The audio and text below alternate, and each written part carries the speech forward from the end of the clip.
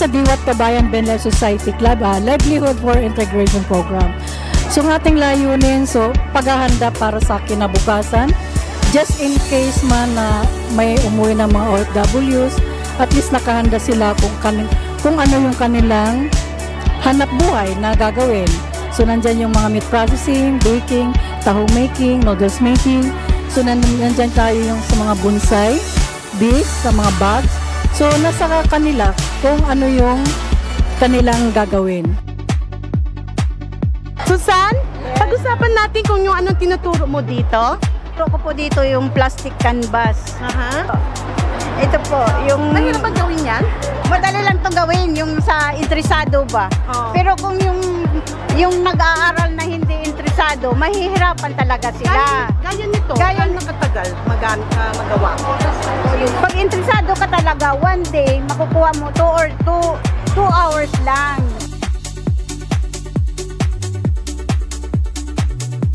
Ang gagawin ko nito, magawa ko ng 1 hour. Nag-aral ako na 3 months.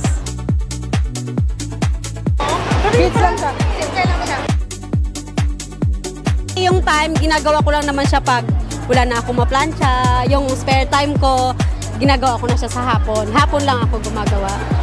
So, ganun lang siya. Dito lang ako medyo nahirapan. Maganda siya. Tapos ito kasi, recycled lang to kasi meron akong bag na luma.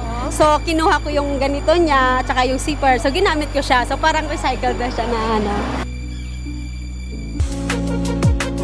Ginawa, stone bonsai po. Madali lang po gawin ito. Tinusok lang po dito po sa wire. Nakaka-enjoy. Pagka nabuo mo na siya, napakasarap tingnan na nakabuo ka ng isang creation. Ito pong ginawa ko ay money tree, lucky charm, pang-akit ng swerte. Mga 1 week ko siyang ginawa. Madaling mahirap siyang gawin, pero pag nagawa mo na, masarap na pakiramdam. Parang you-amazed na nakakagawa ka pala ng ganyan. Ngayon, isa po siyang rowan tree, red berries. Isang linggo ko po siyang ginawa. May spare time lang po, pero nakuha ko po ng isang linggo. Tapos nilagyan ko siya ng pot, yung parang yung pot clay. Tapos ayan, nilagyan ko ng mga insekto, mga animals, mga ganyan. Ang gustong matuto ng mga livelihood ng bonsai, macrame, plastic canvas, jewelry, at mga food processing, anyayahan po namin kayo na search lang po ang Diwat Kabayan Benlay Society Club sa Facebook at doon po pwede kayong magtanong at alamin kung magkano at kung ano po ang iba-iba pang mga itinuturo. Maraming salamat po. So ayan, sasabihin po nila kung paano nila ginawa yung kanilang mga creation, tsaka yung kanilang mga lessons. Ayan, Magandang hapon po. Ako po si Lucila Padilla.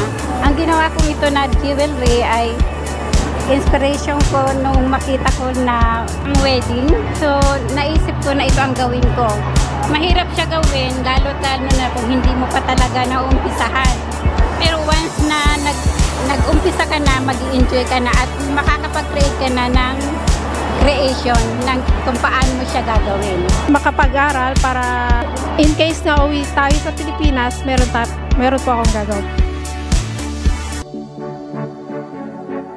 Tsaka extra, gusto nyo pong mag-aaral ng crochet, punta lang po kayo dito sa Diwat Kabayan. Yeah, welcome po kayo. Welcome kayo ha. Okay po, welcome kayo sa Diwat Kabayan. Customized stitch, customized to, this is ready pattern. Meron po, diba? Very amazing work. Thank you po.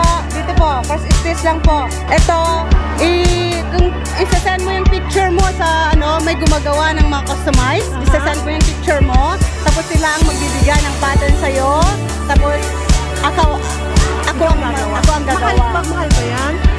Hindi naman.